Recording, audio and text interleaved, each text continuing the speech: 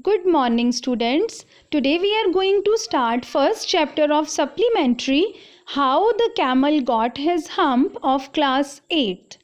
So students, as we all know that this chapter is written by none other than Rudyard Kipling. So students, first of all, let us read the main points of this chapter. In this video, I will cover the first part and in the next video I will proceed further. So now students, let us start. The world had just begun and the animals were working for humans. There was one lazy animal that did nothing and said nothing but hump. Even the clever Jinn was at his wits' end. So students, first of all, write down the meanings of difficult words. Here, hump means a mound on the camel's back, and howling means mournful cry by a dog or wolf. Prickles, small pointed thorns. Saddle means leather seat. So now students, understand the summary of this part. In the beginning, when the world was new and the animals were just beginning to work for man, there was a camel and he lived in the middle of a howling desert because he didn't want to work. So here students, Rudyard Kipling wrote an interesting story about how camel has developed a hump. The story took an interesting turn by adding a jinn to it. In this chapter, you will find interesting things and you will learn about the utility of its hump as well. At the beginning of the world, various animals started to work under the subjugation of man. There was a camel who was fed on sticks, thorns, and prickles, was living in the middle of a howling desert. He was not interested in doing any work. Even if he was asked, his only reply was hump. Presently, the horse came to him on Monday morning with a saddle on his back. As we have already read here, saddle means leather seat, and said, "Camel, oh camel, come out and trot like the rest of us." And here, now understand this clearly.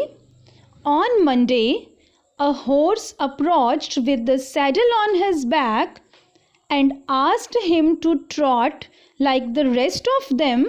The camel gave him a cold reply and said, "Hump." The horse went away and informed the man. Then came a dog with a stick in his mouth. He asked him to come along to do some work. Here it is written, "Camel, oh camel, come and fetch and carry like the rest of us." So students, here again, first of all, write down the word meanings which are on the page number 2. Fetch means go and bring. Yoke, piece of wood put on the ox's neck. Plow, a device pulled through the ground in order to break it open into furrows for planting.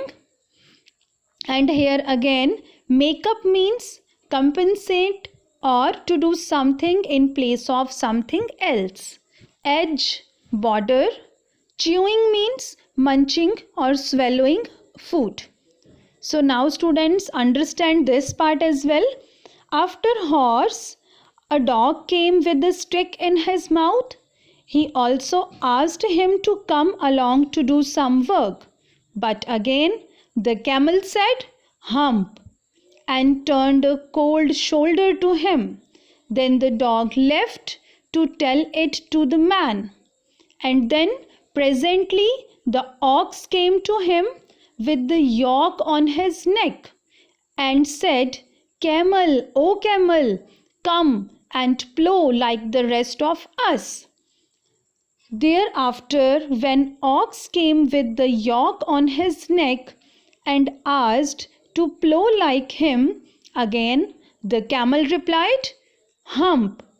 The ox reported the man about this. At the end of the day, they complained to the man, but the man asked them to work double time to make up. Here, so I am going to leave him alone, and you must work double time to make up for it. That made the three very angry, and they held a panchayat on the edge of the desert. And the camel came, chewing cud, and laughed at them. Then again he said, "Hump." This annoyed the three, and afterwards they held a panchayat on the edge of the desert, as we have already read. The camel listened to it, but ignored them and left. Then appeared the jinn, who were in charge of all desert.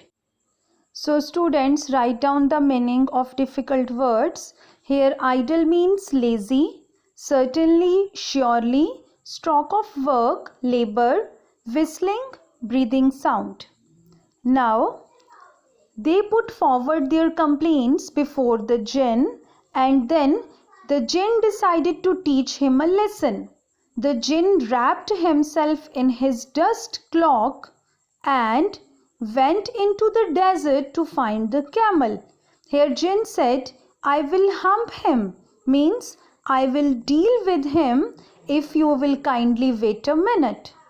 Now students, I hope the first part is clear to all of you, and in the next video we will discuss the second part of this chapter. Thank you and have a nice day.